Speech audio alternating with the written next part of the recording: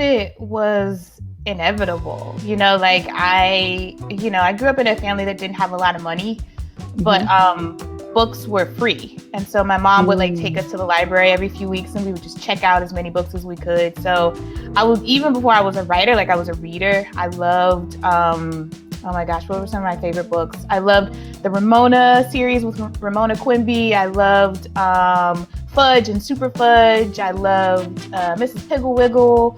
I was always really into books because they could just take me out of, my little town. Like they were the gateway to somewhere else. And so they were always interesting to me.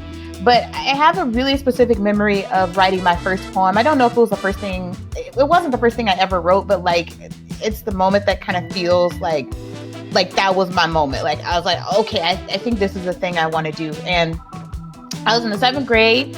And at the time, I'm going to date myself to know how old I am, but the Batman cartoon, it was like early 90s. And I watched Batman after school, Tiny Toon Adventures, Animaniacs. I was on all of that.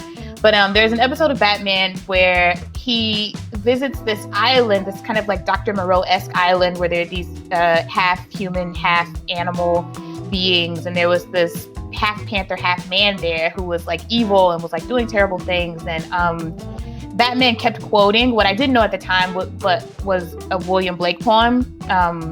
Lines from the William Blake poem, The Tiger, Tiger, Tiger, burning bright in the forest of the night. And I remember watching that episode and then like writing a poem immediately after. And I just remember that sort of being the moment where I first felt like swept up in doing something that I really loved and that felt really important at the time. And so that for me was like my watershed moment. But, I was always into books. I would, write little things. My mom has this like little booklet of like this story I wrote for this program I was in elementary school. It was kind of like, we had like 3 sets of kids. You had like, the kids who were just in regular classes. You had the kids who were like in the gateway classes, which was like a precursor for GT.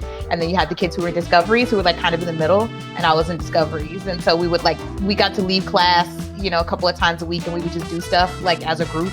And so I put together like a little picture book as part of a project I was doing in Discoveries, and my mom still has that book. So I feel like it was always there, but there's definitely a moment when I felt a shift and I felt like this is something that I really like doing and that I want to do indefinitely. And I feel like Batman was that moment. So that's so cool.